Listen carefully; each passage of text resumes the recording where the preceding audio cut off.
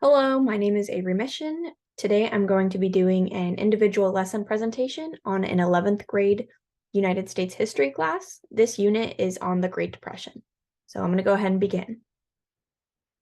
Good morning, everyone. I'm so glad everyone's in their seats. I see you have your notebook out and your highlighter as well as your pencil. Let's go ahead and get started for today. Today we're learning about Mexican repatriation. Can I see through a thumbs up, thumbs down if you've heard of the word repatriation before? Okay, so a few of you. No worries if we haven't, we're going to learn right now. So, during the time of the Great Depression, the word repatriation was used to mean returning people to their country of origin. So we're hearing in the United States that people were being returned to their country of origin. This is kind of lighthearted terminology to use than what actually happened. So more appropriate terms we can use today in today time is words such as forced removal as well as deportation. These show that it's more of a forced thing. Maybe they weren't even going to their country of origin. Maybe it's just being forcibly removed from the United States. So these are some words to keep in mind as we continue our presentation. Make sure you have that word repatriation and that definition written down if you aren't going to be able to remember it. Let's go over our agenda today. I want to be really clear about what we're doing. First, we're doing our warm-up as we do every day, and you're writing down your warm-up questions in your notebook. Secondly, we're going to do a little bit of lecture. Here, I'm going to talk for about 12 minutes about the Mexican-American and Mexican immigrant experiences during the Great Depression. Third, we're going to be doing a group activity, which is like a journalism project. I'll be explaining that more later. And lastly, our homework is 3 to 5 sentence newspaper article. It's going to be due tomorrow. However, I'm going to be giving you time in class to work on it. Our standards we're going over are the steps taken by President Herbert Hoover in order to combat the economic crisis. That's what we're looking at specifically today, as well as discussing that human toll of the Great Depression, which that's what this week is focusing on, is that human toll. All right, let's go ahead and begin our warm-up. So I have a question for you. You don't have to write down the question, just write down your answers in your notebook. Have you or someone you know ever had to leave your home, even though you didn't want to? What did it feel like? So I want you to answer this question in your notebook, maybe think for a few minutes about what you want to write. I'll go ahead and give an example of my own. I didn't leave my home, but I did transfer high schools. So that felt really emotional to me, like I was leaving my friends and I was leaving my connections I had made. The picture on the left actually is my great-grandma, who was a part of the Mexican repatriation. She had to leave her, or was forced to leave her home in LA and was deported to Mexico. And so she had left 3 of her siblings behind in Los Angeles, so I can imagine that felt really emotional and traumatizing for her. So those are my 2 examples, and I would like you to think of a time of someone you or someone you know had that feeling of having to leave home. I'll go ahead and give you a minute. Okay, I'm glad I'm seeing everybody writing down their answers. We're going to go ahead and share those answers to a partner only if you feel comfortable. Let's take 1 minute to do so. All right, I'm so glad I heard everyone sharing their stories and how they felt. We're now going to go watch a video about this topic. Here we're going to see a 1-minute video clip of Amelia Castañeda and her story of her family when she was a child being told that they have to leave their home and they are being deported to Mexico, and their experience before leaving. On a train going to Durango in northern Mexico. We had a trunk, a big trunk, and the first thing that he put in there was his working tools. That's what went in there, and a couple of blankets that we had, a few cooking utensils and dishes, and what little clothing we had. Because we lost everything. We arrived at the train station. It was very crowded. People crying, children and adults. I was approached by a man. He says that I could stay here, that I would become a ward of the state.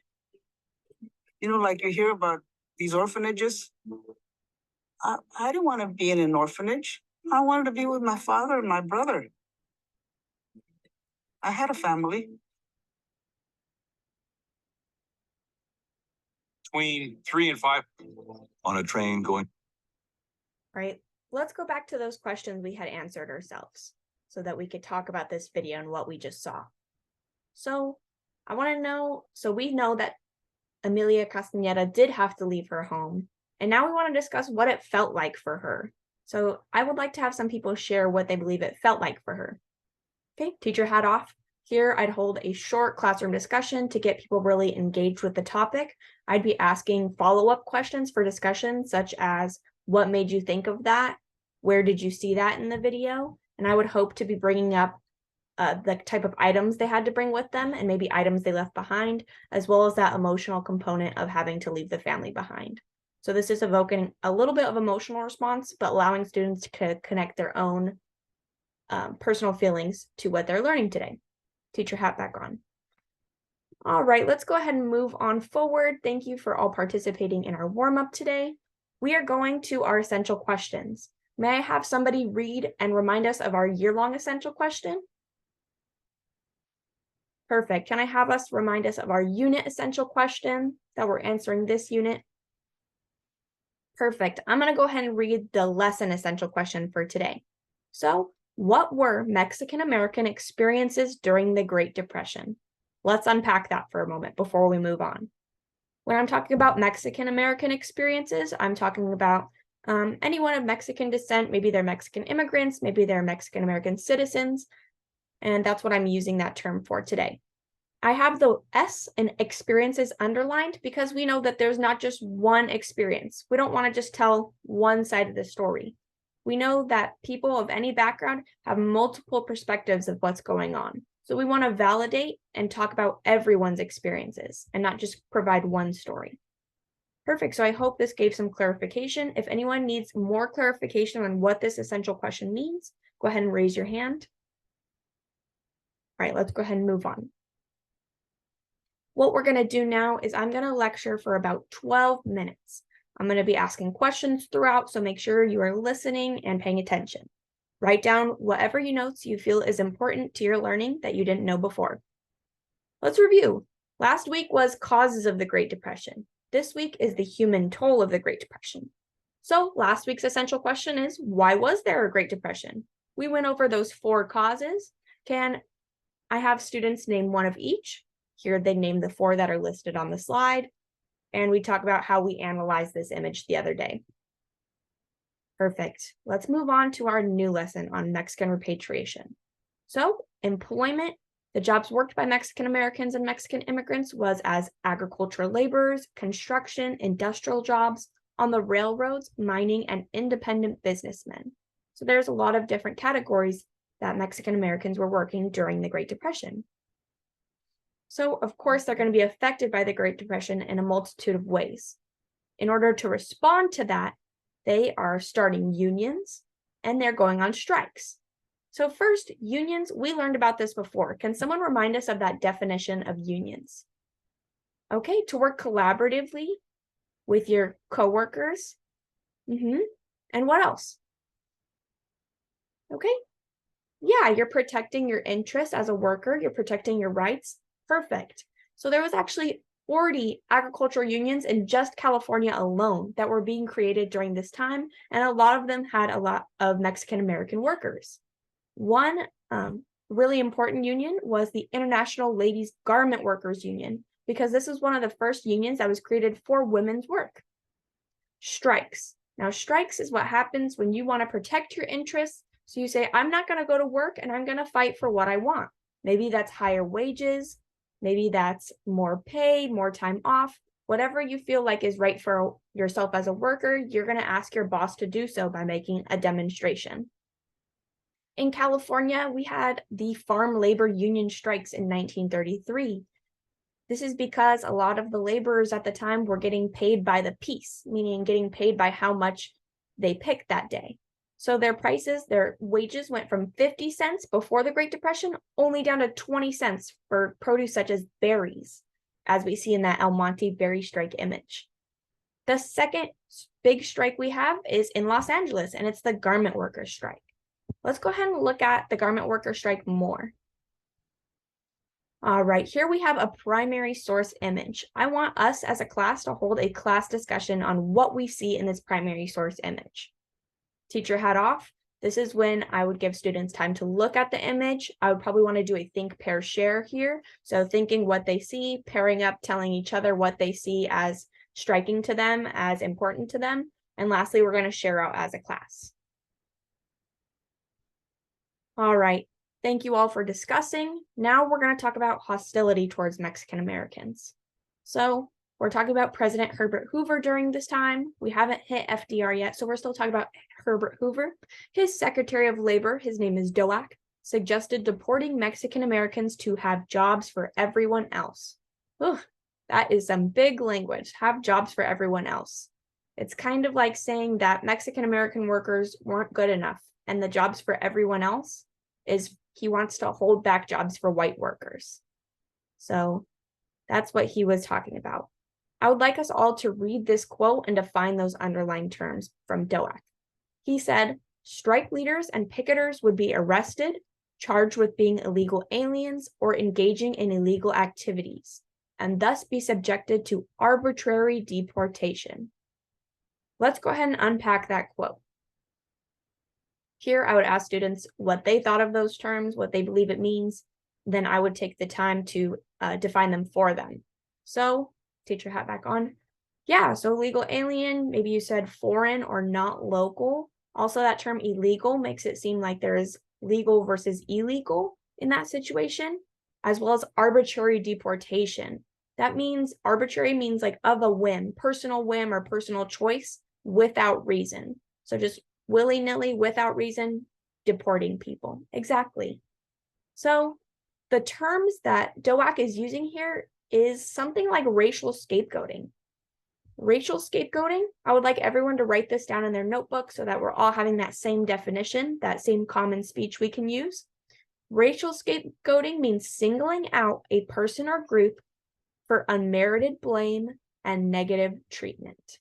Ooh, that was a lot. Can I have someone else explain that back to me, putting it in your own words? Okay, so blaming a group for our issues. Okay, great. And then treating them bad because of it. Perfect. All right, so I want to make sure that we all understand this term before we move on. Okay, is there any questions? All right. Perfect. So here's my question for you. We're going to do a write, pair, share. So I want you to write your answer in your notebook, pair up with a person, your table partner, and share. Are there examples of racial scapegoating occurring today? Now that we know what that word means, do we see any examples happening right now? As a hint, I put think of blame during the pandemic. Was there a group we were blaming for the pandemic? Are there groups that we blame for job loss? And any others you can think of? I would give students the time to write down their response, pair up, and then have a few students be called on to share their answers. All right, thank you so much for sharing. Now let's discuss repatriation programs themselves. So President Herbert Hoover, as we see on this image to the right, he had this quote, American jobs for real Americans.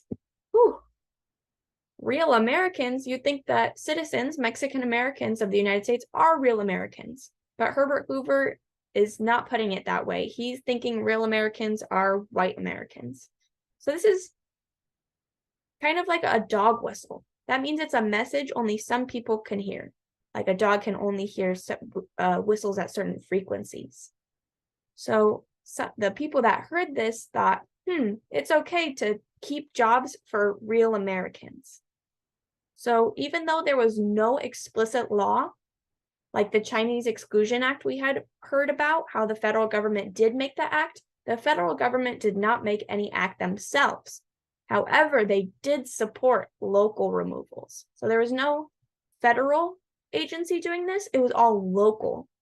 So such as Los Angeles is local, or a city or a state. So what we see here is that there's this explanation for what's going on. They said that the cost of welfare for Mexican Americans during the Great Depression would be more expensive than paying for train tickets. So they argued that they are saving taxpayer dollars by supporting these local removals. So that's the explanation the government was giving. William Doak, that Secretary of Labor we just heard of, helped pass those local laws. And I wanted to highlight the LA County Mayor, Frank Shaw, down here on the left. He planned removals with periodic train schedules. So we're seeing how it was at a government level, these beliefs are being held all the way down to local, such as Los Angeles, right near us. How the repatriation programs worked, well, they would threaten the welfare and jobs of Mexican Americans. The companies Ford, U.S. Steel, and the Southern Pacific Railroad Company all agreed to lay off Mexican American workers. So they're taking Herbert Hoover's sentiment of keeping those jobs for white Americans and doing so through their policies of firing Mexican American workers for no reason, except for their skin color or their ethnicity. What would also take place are raids. So they would close down the streets and go door to door saying you need to get out of your house now. And we have La Placita raid, which is in Los Angeles near Olvera Street, which occurred in 1931. Here we see an image of the sheer amount of removals that were happening per month and per year. So we see that large number that was happening because of these tactics they were using to remove people from the country. I would like us to all look at this quote. Immigration inspectors, people that are looking for citizens or non-citizens or people immigrating, acted as interpreter, accuser, judge, and jury. Let's talk about what that means. Let's have a second to think to ourselves, and then I would like us to share. Here, I would like to call on students that I haven't really called on yet during the presentation. I'm going to ask kind of prompting questions to get them to think about what does that mean. Okay. All right, thank you. So it means that kind of the judicial took all the power, the immigration inspectors had all the power that this was happening. They took anyone who looked of Mexican descent and they disregarded citizenship status. So over 60% of the children that were being removed for the country were actually US citizens. That means that they were born in America or they had citizenship and they were still being taken out of the country just because they were Mexican American. I have a question for you guys now. Let's go ahead and make sure we're writing this down in our notebooks. Does repatriation, remember we learned the word repatriation, infringe on their rights as citizens? And remember we learned the word infringe means kind of like blocks or cancels out their rights as citizens. So hint, think of due process, equal protection, and 14th Amendment rights, which we've all discussed before. If you need any help, this is going to be a right pair share. So talk with your peers or talk with the people behind you if you need more help answering this question. We'll take the time to do this procedure as well. Students are familiar with this procedure. It's about the middle towards end of the school year, so they should be familiar with how to do a right pair share. Let's talk about the experience of going to Mexico. Remember, there wasn't one experience, but multiple experiences. So some people were left in cities they had no connection to. They got dropped off at a random city. Some people were returning after 20 plus years of being out of the country. So they're really unfamiliar with what's going on. And some people are going to a country they have never been to before. Especially think of those children that were born and raised in the United States. Maybe they don't even know Spanish. They won't be able to communicate very well, and they don't really know the culture of the area. So another key aspect is families were separated. So we talked about Emilia Castañeda. She said she didn't want to leave her family. So there was usually those options for children to be separated from their parents. Yeah, so this was what was going on at the time. I want to talk more about the experience of Mexican Americans by looking at music history. So here we have corridos, which is a type of music, and I have lyrics here on the board. I would like for us to work in groups of 4, so the people in front and behind you to talk about those lyrics. So let's go ahead and do so. I'll give you 2 minutes to read and discuss. Okay, here I would do a similar thing where I'm prompting what made you think of that. Also, I would ask, how did you know that? What in our lecture connects to that? And when we're looking at these lyrics, it should be pretty easy. Something I want them to look at is without consideration and bring it back to that word arbitrary and talking about the people that were affected. All right, thank you all for sharing. I heard your discussions. They were really great. Another way I wanted to highlight the experiences, still using music history, is a group called Los Madrugadores, which means dawn in Spanish, the dawn, or also early risers. So here we see Pedro Gonzalez had created this group, and he was an outspoken activist against deportations. However, he was later jailed and deported himself. So there were people that were being outspoken about what was going on. That group started a Spanish American radio station in Los Angeles, which was the first Spanish American radio station. This group was called the Early Risers because they played music from 4 a.m. to 6 a.m., and that really targeted blue-collar workers that were waking up that early in the morning to go to work. So they were listening to this music, and this music had a lot of messages about being prideful and being a hard worker. So we're seeing what's going on during the Great Depression, how they're being targeted, but also how they're combating that by still keeping pride for being a hard worker and being outspoken about what's going on. And here's images of the group. Now, we just finished talking about what happened during the Great Depression. I want to move a little bit farther out to what happened a little bit after and what's happening today. So directly after Mexican repatriation, there is the Filipino Repatriation Act in 1932. A little bit farther out, let's go to World War II. There's the Bracero program that is an executive order by the government to bring Mexican laborers back into the United States. So we had saw all those job fields they worked in, and they were being pushed out of the country. So there's all these empty jobs, all these essential workers being removed. Now the government's saying, oops, we need to bring them back in. So we see the experience of this program, which we'll be talking about in the next unit. Further down the line in the 1960s, in the Civil Rights Movement, we see Chicano and Brown Beret movements, which help bring up pride in Latino Americans. And then we have the California State Legislature passing the Apology Act. This is fairly recent. So there is a formal apology, not by the federal government, but by California for those massive deportations. I went a little too far ahead. I apologize. All right, we just finished the main lecture part. Why did we learn this really quick? To wrap up our lecture. Here I have this quote. What occurred here is unconstitutional deportation because according to American law, you cannot deport an American citizen. And some 60 to 70% of the individuals expelled were U.S. citizens of Mexican descent.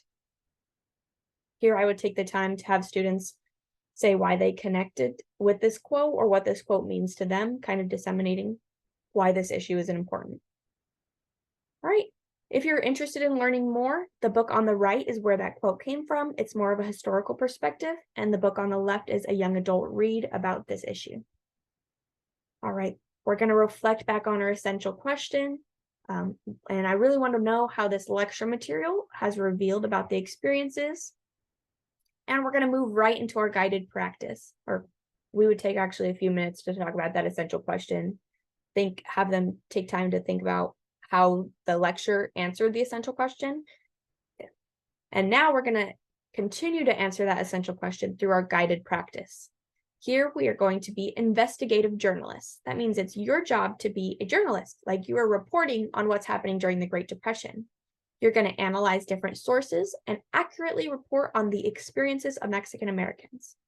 So there's further directions on the next slide. It's going to be a group project. They're working in groups to analyze those sources.